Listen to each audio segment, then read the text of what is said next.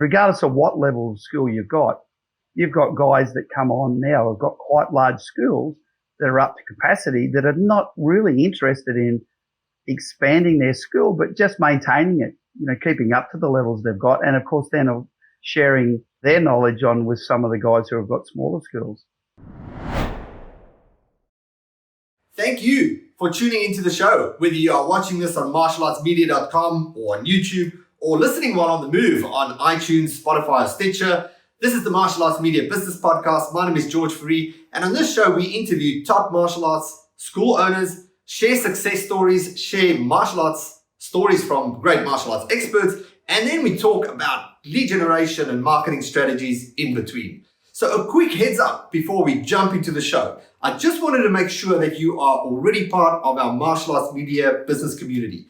It is our free Facebook group where we hang out every day. We talk about lead generation, marketing, and all things martial arts. You can jump in by either clicking a link close to this video or go to martialartsmedia.group. So not martialartsmedia.com, just martialartsmedia.group. That'll take you there. That's the best place for you to go after the show. We are in there every day, and there's a bunch of free resources that we have already uploaded into the group. Things about how to attract the right students, how to increase your sign-up base, how to retain more members, etc. So jump into the show. I will catch you in the group once the show is done. Enjoy. I'll speak to you soon. Hey everyone, George here, and welcome to another Martial Arts Media Business Podcast. I'm speaking to a guest, and I'm speaking to him actually for the second time today, because we were just on one of our partners coaching calls, and Lindsay was on that, and we're just jumping over to find out more about Lindsay Guy. How are you doing today, Lindsay? Top of the world today, George. Feel great, actually. Top of the world, and it's all thanks to our conversations, right? Oh, absolutely. Absolutely. You wouldn't believe how I felt prior to coming on with you. Exactly. All right, and this is the type of banter, this might set the tone for the conversation. A little bit of tongue-in-cheek, a little bit of self-praise where it's not relevant. But anyway, from my side.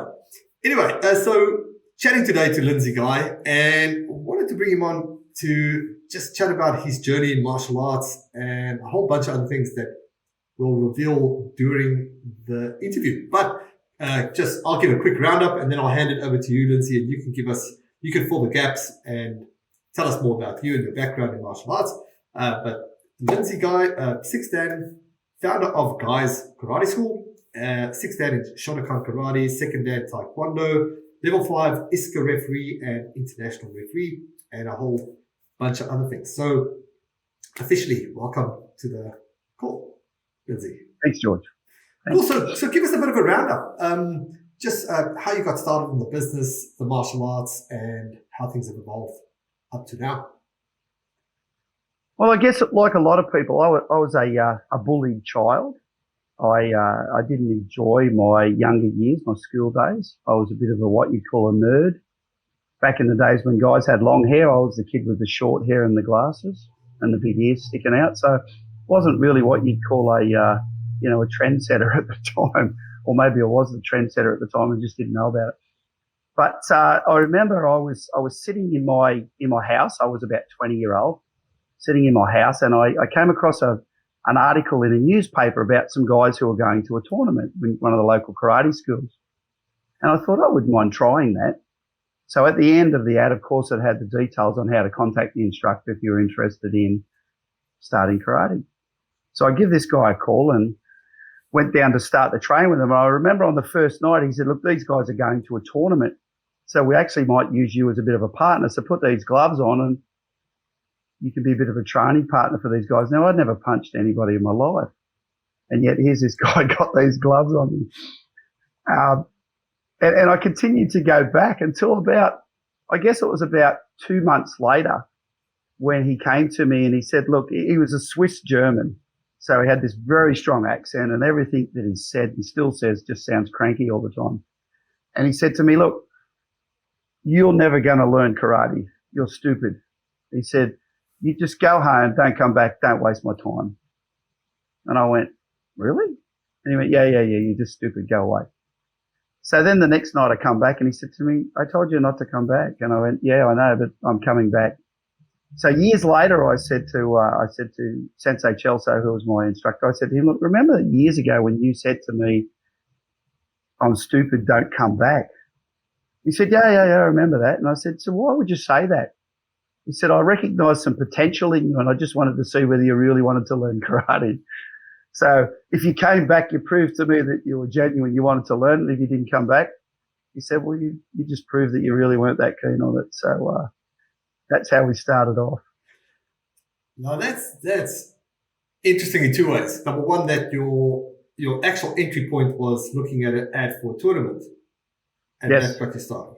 Well, for me at least, that's the first time I hear of someone starting based on tournament and kind of wanted to jump into the deep end. Did you find that was that a strange thing for you to just rock up and think, well, hey, there's a tournament happening, I want to be in a tournament and I want to learn this thing to be in the tournament? And at 20 as well. Well, I didn't consider it strange, and now you've just made me feel a little odd about that now, George, because up until that point I'd never felt strange about it, but maybe there's a little lack of sleep tonight because of that, thinking about it. But no, I just always wanted to learn karate because I grew up through the Bruce Lee, the Kung Fu with David Carradine days. Martial arts movies were all the go back then, with guys like Richard Norton, Chuck Norris, all those guys. And I'd always looked at that, and being a bullied child, I thought, maybe this is something I can do. Maybe I can slowly, get into something and finally start to learn to defend myself. That's why I showed up. And of course, maybe I was stupid at the time because I just kept coming back. Out of all of those students that Sensei Chelso trained over those, years, I'm still the only one that's still doing karate. Now, the second question on that, what do you think of that type of reverse psychology approach? And how relevant do you think that still is to challenge someone in that way?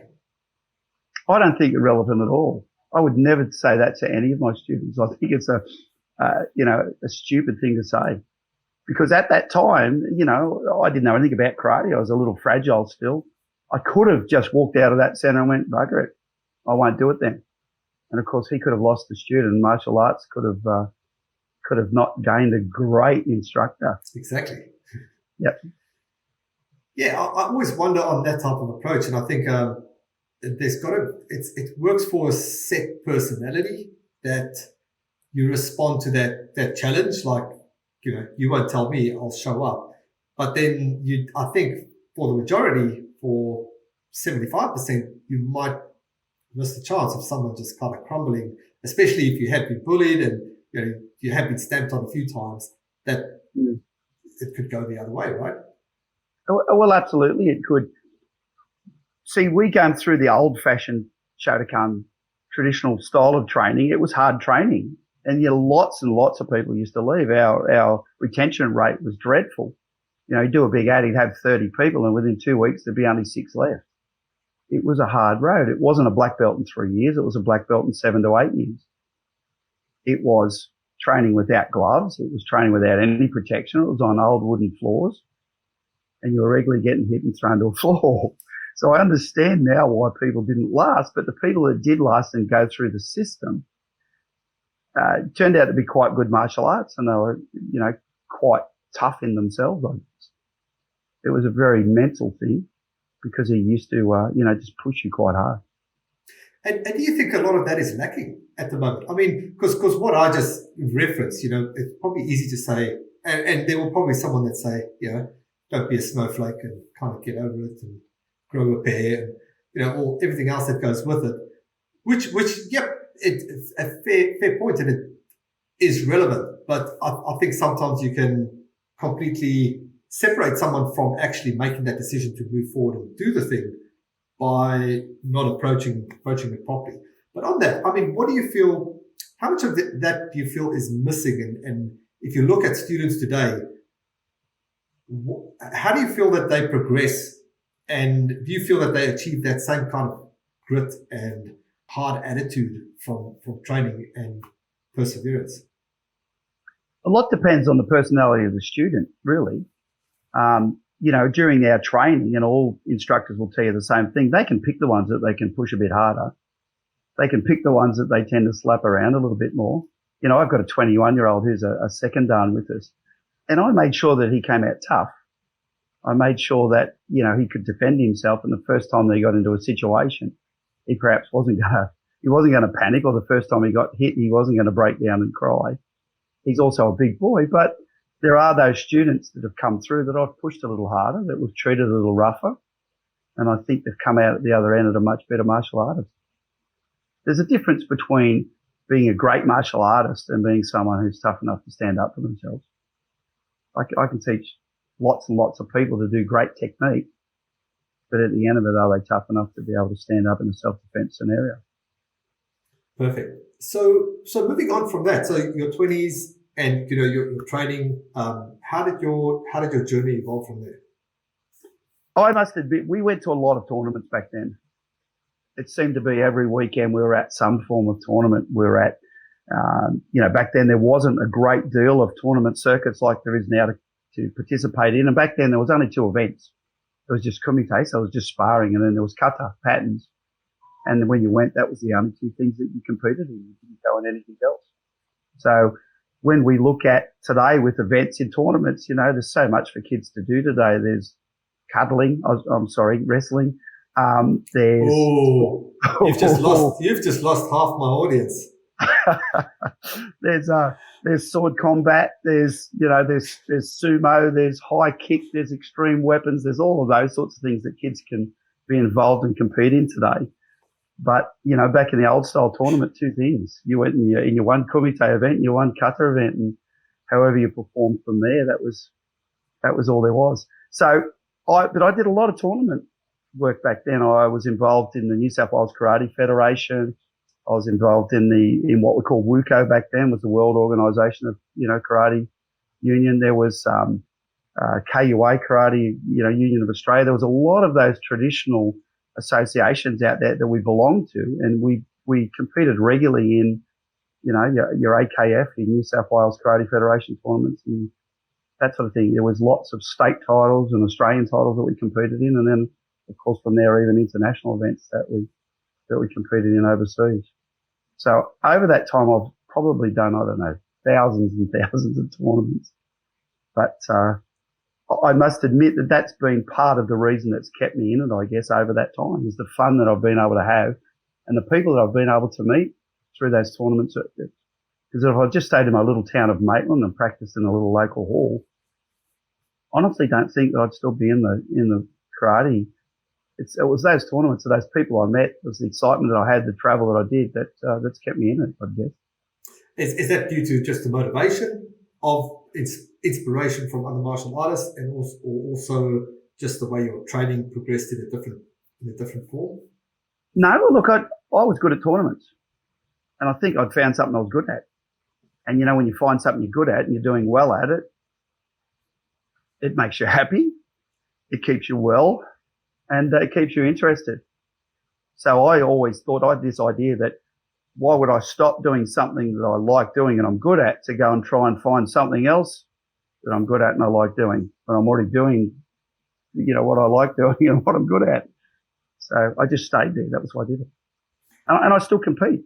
I competed a couple of weeks ago in Sydney at the ISCA Sydney Open. So I'm still competing in the old people's events, and the ones where you come out with the walkers, That's cool. Well, I'm actually on the part of your website the part of your bio that I did leave out, achievements, just scanning through your 1985, commenced training with Kinsai Kan in Maitland with Kelso Bauer, 1987, won North Coast Open Kumite in Coffs Harbour, 1988, first place over 80 kg in New South Wales Federation. All right. Pretty impressive. Well, Thank you.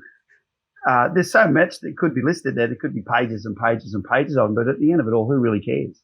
Nobody, except me. Yeah. Do your students care? Most of them not. Yeah, look, some of them are, I still compete, and some of them, when they see me compete, they're a bit in awe. They were, wow, that's, Shihan's actually probably pretty good at this. I can see that he is. However, the people that walk in through my door, they really don't care how many stripes I've got on my belt and how many trophies I've got up on my wall. They're more concerned is what I'm going to give to their children or themselves. What are we going to get out of it, not what your achievements are. And I think too many people worry about how many certificates they got on their wall and how many trophies they got up on the shelf and how many stripes they've got on their belt. And think that that's going to give them students. It doesn't work that way. And how did you come to that realization? Was there a time that was your focus and you leaned towards that in your marketing, that is your strength and what you provide? Absolutely. Absolutely. I thought the more stripes I had on my belt, the more students I was going to get. When I was in my 30s, I was a cocky young bloke. And, promoting trophies and self-promotion, I thought was the way that we did things. Realistically, at the end of it all, the only person that it really cared about it was me. I can look back through old paper clippings and stuff now that I've got in some scrapbooks, and they're great to look at. They're great for memories, but I could put it out at the dojo and people just have a quick flick through it and no one really cares about any of that stuff. Yeah, I think that when you're looking at promoting your business, whether it be online or verbally, I think people just really need to know what they're going to get out of it. What can you do for them? Yeah. And so I think it's important. I think it's important for you and your confidence in the way you portray yourself and the fact that you can back up what you say and what you provide. And I think that's probably the missing key. If you can use that as a credibility statement, but position it in a way that's actually relevant to the student. Like, what's the benefit in it for them? Well, it's on my website. I've put my bio on the website, Lindsay. And it's there for those people who want to go and have a look. I don't promote it. I don't tell people to go on and have a look at what I've done. But there are people out there that say, we want to check this guy out. We want to check his credentials. We want to see what he's done. And some people go on there and they go, oh, wow, he must be a pretty good instructor because it says he's won lots of stuff, which really doesn't mean anything because I might not be a good instructor. I might be a self-centered Wally who, just is full of self-promotion. I might not be a good instructor at all. So you let something slip and you were talking about cuddling. Where does this reference come from? Well, actually, George, I think it may come from you, to be honest with you. I think it was more or less something we started just to have a bit of banter with you because I know you do a bit of BJJ and I know you're quite attached to it. And any poke that we can have at, other martial artists in jest, I think is pretty healthy. That's good. And so I'm glad you mentioned that for the context, that we don't get hate messages for this podcast, that it was all said in all relevant banter and look, I like Brazilian Jiu-Jitsu. It's not that I don't like it or any form of Jiu-Jitsu. And I think that, throughout our karate teaching, we do a lot of that. It's just a different art to what we do. That's all. And have I done it? Plenty of it. Have I been involved in seminars where they do it? Of course, many times. Have I enjoyed it? Yes. That's not what I teach. That's all good. I thought it almost would be good to say, do you feel that is where you would evolve to? Quick answer, no. Okay. Why? Because it's not my interest. It's not my passion. No. I just wanted to throw that in there as an evolving statement. That was the only real point. People come into me and they say, look, we'd like to do some jiu-jitsu. And I say, yeah, there's a great school just around the corner. Go and see the guys down there because they're fantastic at what they do.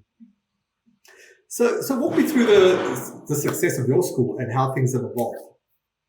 Okay, well, we did about 32 years in the school hall.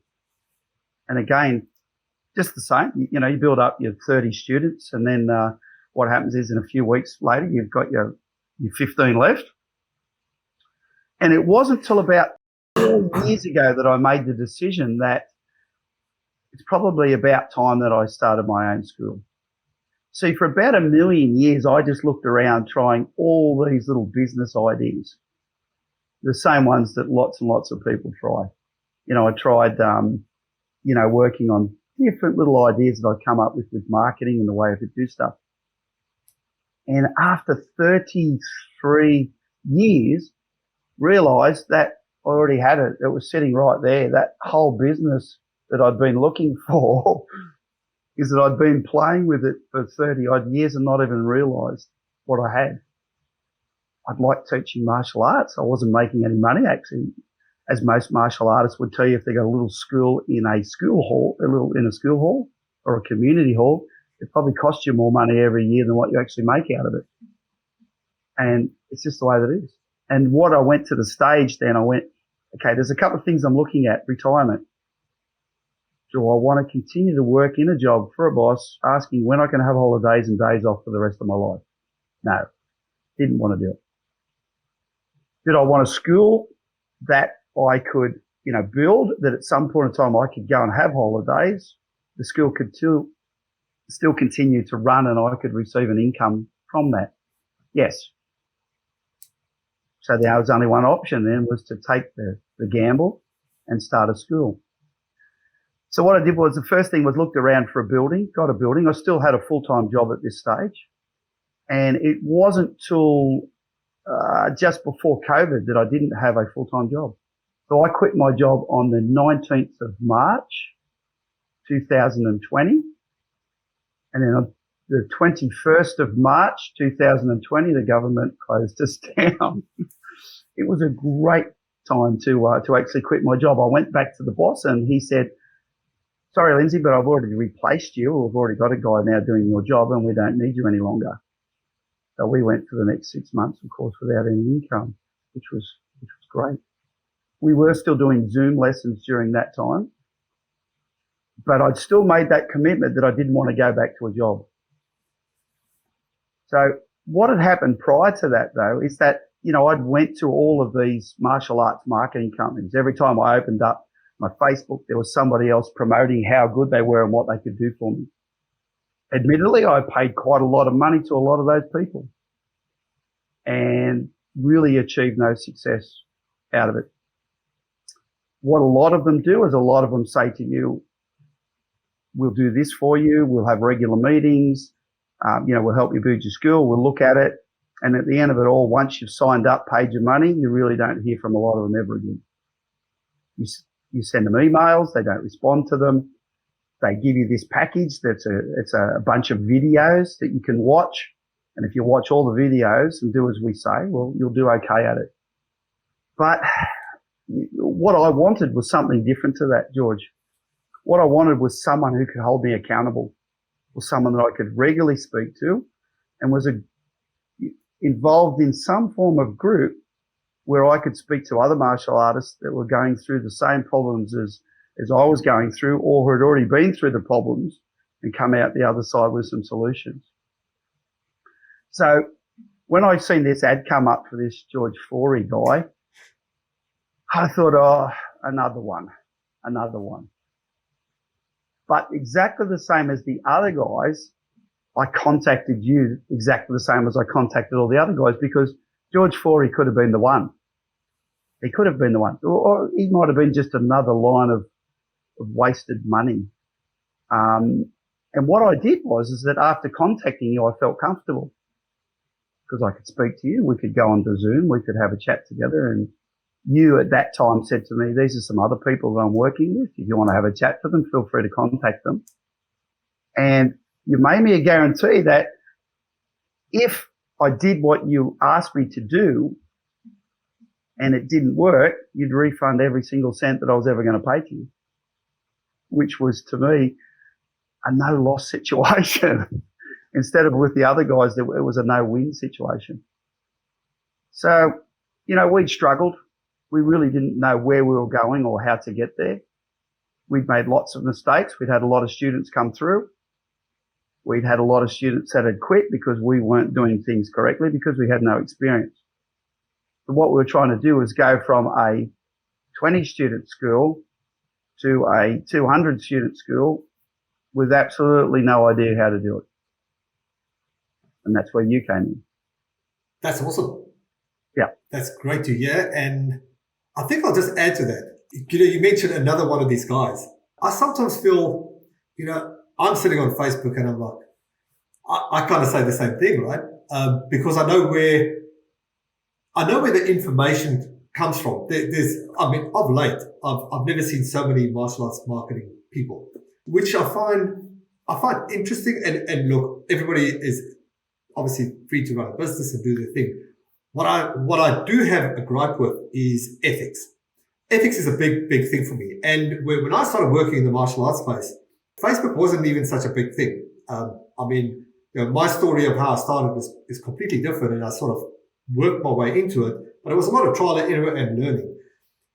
There's a big trend in the online space where you buy a course, you're not an expert, the expert tells you this is how you become an expert, and you model our system that worked on how we sell a course, and now this expert becomes an expert because they bought the course and they go sell you their system on how that system works, and they give advice. And unfortunately, people end up spending a lot of money, and they spend money on the wrong things, or things are overpromised. And I think for anybody that maybe listens to this in that field, go out there and get some people the results before you overpromise and lead people down the wrong path. When I made that commitment, I made the commitment to go to a full-time school with 20 students. It was a big commitment. But the belief in myself that I could do it was really high. I was encouraged by some other school owners that I knew. Yeah, just go for it. We, I guess, paid out a lot of money out of our pocket for rents, and outgoings and stuff before we built up. And quite quickly, we built up to about 70 to 80 students, which, of course, in that 70 to 80 students was still just paying rent. So I still wasn't making any cash out of it, hence the reason that I took my full-time job. But what I found was it was extremely hard to build the business up while I was concentrating on working all day and every day for a boss. What I'd do from there is I'd leave my place of employment. I'd go straight to the dojo. I'd teach. I'd shut up at night, go home and have dinner and go to bed, and then start the next day exactly the same with my full-time boss. So how was I ever going to, build up my business and work on increasing my student numbers if I was focusing more on somebody else's business than my own? My wife was driving an old car. The guy I worked for's wife was driving a new car. He was having great holidays whenever he felt like it. I was having holidays whenever he told me I could. So I decided that wasn't for me. I wanted to be him. I wanted to be like him. So that was when I made that decision to quit my job. Was it an easy decision to make? For me, it was. It was just straight down the line. I'm leaving. I'm not going to do this any longer. Where did the money come from at that time? Well, it came from my housing mortgage. We had the withdrawal back out of the housing mortgage, and I used that money then to pay expenses, to pay bills. Were we living quite meekly? Yeah, we were. We weren't having great holidays. We weren't going out for dinner, once a week. We weren't buying new cars. What I was doing was I was investing back into my business, because I could still see, even though I had no idea where I was going, I still firmly believe in myself that we were going to make this business work. How? No idea. But it was that blind faith that kept driving me to keep doing stuff, to keep looking at people, like George Fourie, to keep making those telephone calls, all those, internet introductions to them, because I was looking for that one person who was going to help me. Now, we came back from COVID. We had about 90 students when we came back from COVID. Currently today, we're pushing towards the 300 students. I promised my wife when we hit 300 students that we'd buy her a new car. We're pretty close to that now. We've already ordered the new car. It's coming in about 6 weeks. So Awesome. I set a goal, and that's what we're pushing to now. So, it's just those little rewards. And you might think a car's not a little reward. It is a little reward. It's a great reward. It's not a big reward. Yeah. So, we've managed to do some things now, and we're actually starting to live a little now. We had a long time where we weren't living, we were surviving. But by putting all of that other lifestyle aside just for a short time, It's allowed us to build the business up to a level now where we're more comfortable financially. We can have some holidays. We can go out. We can buy a new vehicle. We can maybe get some new clothes, and all of those things that we missed out on for so long. We can now do those simply because we did miss out on them for so long. So I'd made that decision to put my business first, us second. And it wasn't a gamble. All you had to do was do it correctly and do as, some of your business advisors advised me to do, and it was going to work. There was no point asking successful people for help and then once they've given me advice, not doing it. Yeah. It's just pointless. And there's so many people out there though come to me now, and people that I know own little schools, and they say, so you're doing pretty well. How did you manage to do it? And I tell them and they go, oh, well, we would never do that. Okay, that's fine. But you'll never have what I have if you're not prepared to do it. It's pretty simple. Yeah, I love that. Firstly, well done. I wasn't aware from COVID to now, that's 90 to almost 300 students. That's magnificent. It's just over a year now, George. Just over a year, triple the business. That's marvelous. You mentioned the car is a small thing. I love the fact that you could buy a car, because every time you walk out and you look at the car, it cements in the fact that you achieved that because of your success. So it's actually one of the best rewards. Something that you can see, touch, and feel every day. That's like the best reminder out there. And the other thing you mentioned was just doing the work. Obviously, having belief in yourself. You know that you can do it. It all starts from that, like really knowing that you can do this, and then having the guts to burn the bridges and really just, well, this is what I'm doing. I'm going to burn the bridges. I'm going to create this business. It's going to provide for us, and go all in. It's important not to lose focus. It's important not to lose focus of your goal. And you'll know, has there been times when I've felt down about the business? Of course. Has there been times when I've really felt like, I'm empty and I don't know what to do next and what to fill it with? And at that period of time, I know that I've got a huge network of people that I can simply get on the phone or get on the internet to and speak to. Now, this week, for example, I had a couple of issues that I wanted some advice on, or just someone to throw me some ideas. And I contacted Shane McMahon and Brent Fenton this week and had a chat to both of those two guys, because both of those guys are in a position that I want to be in. They've done the hard yards.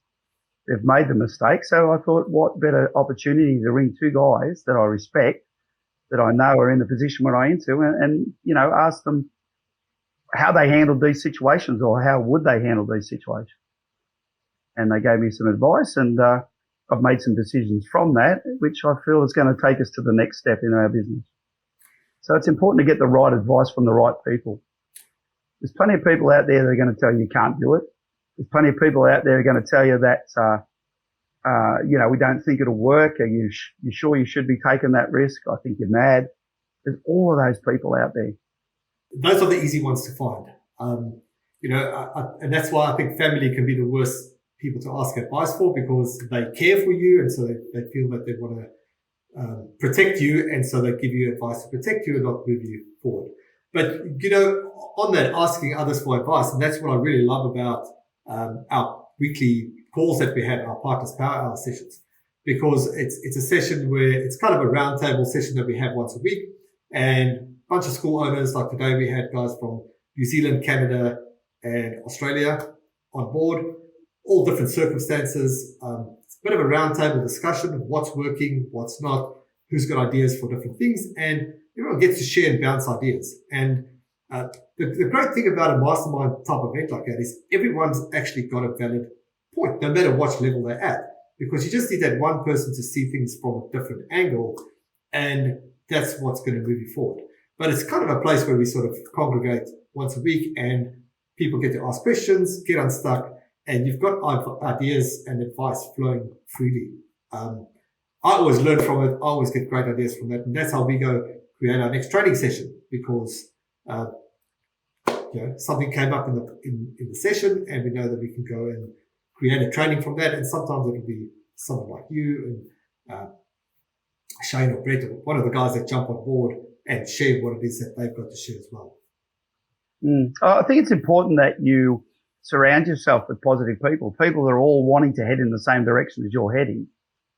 And regardless of what level of school you've got guys that come on now who've got quite large schools that are up to capacity, that are not really interested in expanding their school, but just maintaining it, keeping up to the levels they've got. And of course, then sharing their knowledge on with some of the guys who have got smaller schools. So it's a fantastic environment to be around when we're involved in those conversations, because there's really no negative activity go on inside of our group chats. And that's why I join on. If there was negative activity, I'd simply go, I don't really want to dial in every Wednesday. And, I think since I've been on board, which is, I guess, has been just over a year now, I've missed one of those Wednesday sessions in a year. And why? Because I've just made it so important in my schedule that I can't miss out on those, because they're my motivators. But the amount of information and the amount of ideas I get out of those group sessions is incredible. I get so much out of them that I take. You probably see me occasionally. I'll look across. I'll have a pen and a bit of paper, and I'll just take a quick note on something. I'll write something down, or I'll type something, because it's just the little things sometimes that can make a massive difference on your business. Now, are we still doing things wrong? Yep, of course we are. Are we trying to work on those things we're doing wrong? Yes, we are. How am I doing that? Well, I'm seeking advice from people that maybe again in that position that we want to be into. Is our business evolving and changing? Yes, of course it is. So as our student base grows, the programs that we put in change, the methodology that we do stuff changes, the staff, management changes, the more staff that we have increases. So what we actually do is we evolve with the business. If we don't evolve with the business, what happens is that at some point of time, we're not going to stagnate. We're actually going to go backwards in numbers, because we're not changing and evolving with our businesses.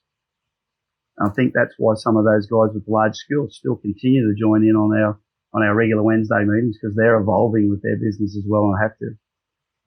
And even the smallest guy with the smallest skill down the road could still have a great idea. You think, that's a fabulous idea. Why didn't I think of that?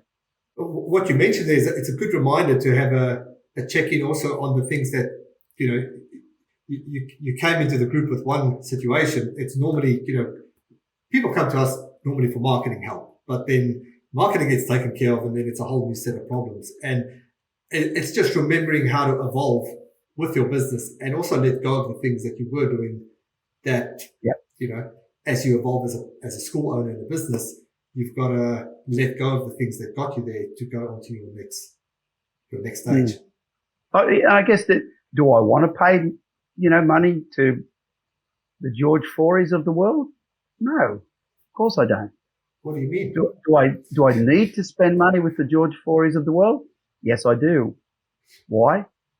Because that's where I'm going to get the information to grow my business. I have to find information somewhere. And generally information isn't free. And I've got to be prepared to invest in my business and myself. And I guess the biggest thing that you've got to look at is yourself, is that you have to grow within yourself. As, older men, we get to the stage where depression can set in. And if we're not careful, it sneaks up on you. And have we been through that scenario? Well, I've been through that scenario a couple of times in my life. And it's just something that creeps up on you. And I think that the great thing that what we've got at the moment is that, I've got people outside of your group. I've got some great martial artists that I've known for a long time that I can just simply get on the phone to and call if I'm not feeling all that well today. And some of them you call, and some of them go, "What's wrong, mate? You don't sound your usual happy self today." Yeah, well, maybe I'm not. But of course, at the end of those conversations, you come away feeling, yeah, the world isn't so bad really after all. Yeah, I go to my business and people think, it all looks rosy. You start work at 3:00 in the afternoon or 3:30 in the afternoon. And then what happens is that you go home by 8. You've got a great job. But I can tell you, if you're looking at starting a full-time dojo or building a full-time, dojo, center, martial arts center, whatever it is that you want to run, it doesn't start at 3:30 in the afternoon and finish at 8 o'clock at night. It generally starts from the moment you get up in the morning to the moment you go to bed that night. That's your business. You're working on it. Until you get it to a stage where you've got other people that are helping you work inside your business and doing a lot of those chores, until you get to that stage, you've got to do it yourself. That's it. You've got to be prepared to go to bed tired. You've got to be prepared that, you have to devote some of that time that you might have been spending on playing golf or surfing, do that. And I've now just got back to the stage where I'm surfing again now. I'd stopped surfing for quite amount of time because I really was just working on the business. Now I've got 2 mornings a week I can devote to surfing, which is great for me because it also then, something for me that works on my mental health that I can forget about the dojo for those couple of hours. I think it's important that we all have that. Yeah, there's nothing like time in the ocean to forget about everything else. Yeah. Or whatever for you. It might be golf. It might be lawn bowls. It might be playing the guitar or the piano or something. It could be anything. It's whatever it is that you have to find what it does it for you. Because I guarantee if you don't, you're just going to get worn out. You're going to get burnt out and then eventually going to collapse in a heap. And the only thing that's going to suffer then is you, your family, and of course your business as well. You can't let that happen. I want to say thanks for sharing all the stuff about working together as well. I thought I'd just ask a few questions on top of that, if it's okay with you. Absolutely. You mentioned you were looking online. Was there something that was holding you back to maybe not get in touch? Past experience. Because I jumped in, boots and all with the first couple because they made some really great promises. One of the guys was on the Gold Coast, and I paid the money into his account, and I never even heard back from him. And then I made a few, contacts with him that he never responded to. Then I finally got a telephone number that I rang him directly and spoke to him. He said, some of my guys were supposed to be handling that. You tell me they haven't. And I said, no, they haven't. I was completely disillusioned. He said that he'd refund my money back, which took forever to come back to me. And I still see his ads coming up all the time now. And you go, how do you do that, mate? How do you sit there and claim you've got such a great service when your track record isn't all that good? Well, particularly with me. Yeah. And then I found some guys who are in the same business as what I'm in that I joined up through. They were advertising, and then I, went to a seminar that they had on, signed up. And of course, the information came through in the forms of lots of videos. And if you watch lots and lots of our videos, you'll probably succeed. But we didn't have any regular meetings. There wasn't any contact. There wasn't any, somebody holding me accountable. Now, the thing that I like about the group that we're involved in is that everybody makes you accountable. Everybody there, replies to a Facebook message that comes out 3 times a week. What are you going to do? How are you going with it? And why haven't you done it at the end of the week? I'm just one of those people who need to be held accountable. I'm not very good with time management, and I'm not very good with management in general. I'm a pretty good martial arts instructor, but as for running a business, not particularly all that good at it. And I think there's a lot of martial artists out there the same. So what I've done is surrounded myself inside my business. And my dad ran a business for a long time. And he always said to me, mate, there's always a plan here. The things that you're not good at, go and just pay someone else to do them. So I'm doing that. So the things I'm not good at, I'm paying somebody else to do them because I know if it's left up to me, it just won't get done. So what made me hesitant with you was the fact that I'd had a bad track record with these other guys. There was more than 2, and I'd paid out money. And I guess, was it wasted money? No, it wasn't wasted money because I learned a lot of things about not spending money with people like that. So let's get more research. And what you did to me, George, was allow me to come on board involved in a program without paying any money to start with. You had a program going at the time, which I think was your Digitize Your Dojo program. And you said, I'm not going to charge you any for it. You guys all come on board and we'll start to work on it. And then somewhere, down the track, you offered me the opportunity to become part of the partners group, which if you remember, I didn't jump on straight away. I still wanted to know about George Fourie a little more until eventually I got to the stage where I agreed that, I would come on board with your program, and I have not regretted it. I remember there one day getting in contact with you, and I asked you about some Facebook ads, and you gave me all the guts of the Facebook ad. This is what you need to do. You sent me some photographs on what it needs to look like. I then, about 2 weeks later, I think I contacted you and went, George, it's not working, mate. It's just not working for me. And you went, send me your ad, send me all your visuals, and I'll have a look at it. And of course, I totally changed everything that you told me to do. And you came back to me and you went, but it's not what I told you to do.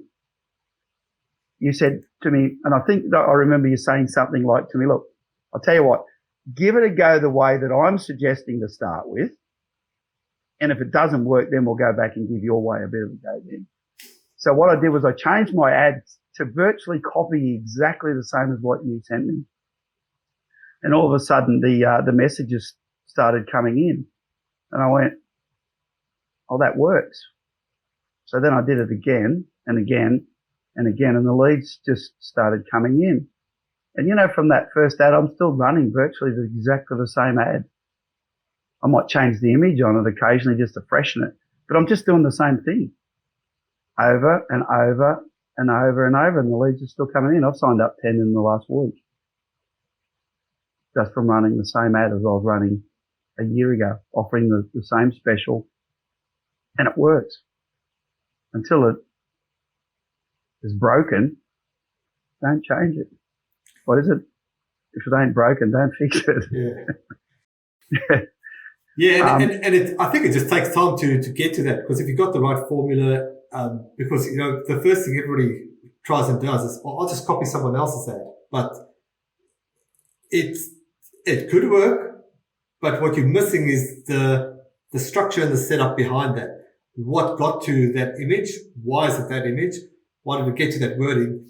And what is the link between the right offer and the right pricing and the flow of going from that? And that's where the tweaking, that's where it's really got to happen. I see some of the ads that come up on my feed now from the other local guys, and I never seen them before. Perhaps I didn't look at them, or perhaps because they're seeing my ads, they're doing stuff. But I'm really glad that they're advertising, because what they're doing is that they're thinking they can do it better than me. So they're filling their images up with text. They're, making them way too busy. Their ads saying way too much. And I'm thinking, that's great, guys. Keep doing that, because you ain't getting the calls. I know you're not, because I tried it that way and the phone just doesn't ring. So they're going to eventually get to the stage where they're going, well, this is useless. I'm not continually paying money for this. And then they'll stop advertising, which is fantastic for me. So I see, there's one came up yesterday and I went, oh my gosh. Okay, the text is so small and there's so much on it, I can't even read it. I'm not even going to bother clicking.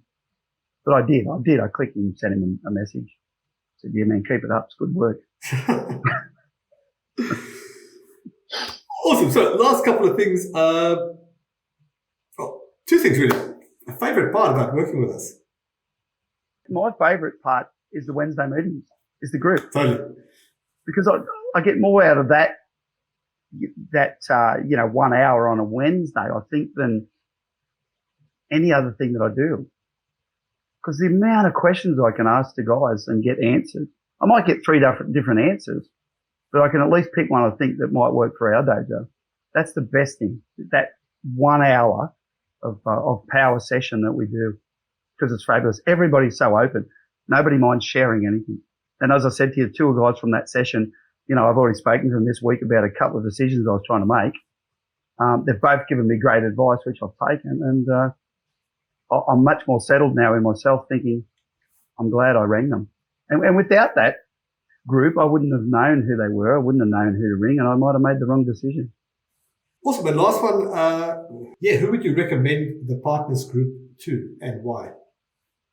I would recommend the partners group to anybody who's wanting to run whether it be a small part-time studio or a large martial arts studio, or even go from a small part-time to a large martial arts studio. Why? It's just the motivational side. It's the questions and answers that we get through the group. And I think, if I hadn't come on board with you, George, I'm not sure where I would be. I'm not sure at what level our business, we might have still been hitting that 90 mark and building it up and letting it fall down again and building it up and letting it fall down again. I am so fortunate to have met, you guys through this group that, you can hear I'm lost for words, which I normally aren't lost for words at all. Yeah, it's just fabulous. It's totally changed our whole family's life. And I can say that with all honesty. I checked that bank account, George. If you put that check in there. Later. but for the people out there who are looking perhaps to come on board with George, who have been, dipping their toes in the water, make a commitment to your business and yourself and just get out there, because George said to me, and he'll remember the offer that he had, that if I don't return you your money in the first 90 days, I'll give it all back to you. And I don't have to give anything back to George. I don't have to give him back any of the information he's given me because I've already stolen it all from him. But at the end of that 90 days, George had made me every cent that I'd paid to him back. It didn't even take 90 days. I think it was 30 days that he'd made me that money that I'd paid him. So whatever he's asking, in there, jump on board and pay it. It's certainly worth it.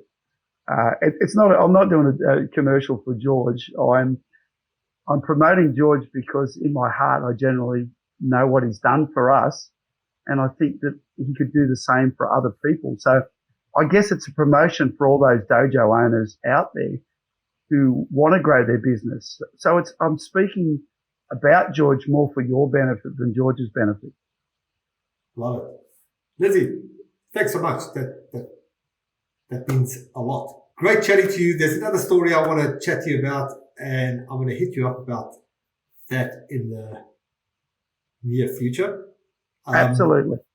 And for anyone that wants to connect with you, guyskarateschool.com.au, you can have a look at Lindsay's website. If you want to get in touch with us and have a listen to what it is that we do and work out if or how we can help you, best way to do that is just go to martialartsmedia.com/scale. And there's a little questionnaire. Tell us a bit about you, what you're stuck with. Let us know and we'll have a low-key chat and work out if or how we can help. Cool. Lindsay, any last words from you? I could go on for hours, George, but no, look, to be really honest with you, it's later on in the afternoon. I've got to go and open up the karate school and start doing what we do best. Awesome. Okay. All right, Lindsay, thanks so much. Speak soon. Thank you. Cheers. Thanks again for tuning in. Was it helpful? Did you get something of good value for your martial arts business? Then please do me a favor and let us know. Leave us a comment wherever you watched or listened to this, or just head over to iTunes and just leave us an awesome review. That way we'll know that we are on the right track, and we'll keep bringing you great shows with great interviews, sharing great strategies and tips. So if you haven't yet, now's a good time to head over to our group, martialartsmedia.group. That's the Martial Arts Media Business Community. I'll see you in the group, and I will see you on the next show.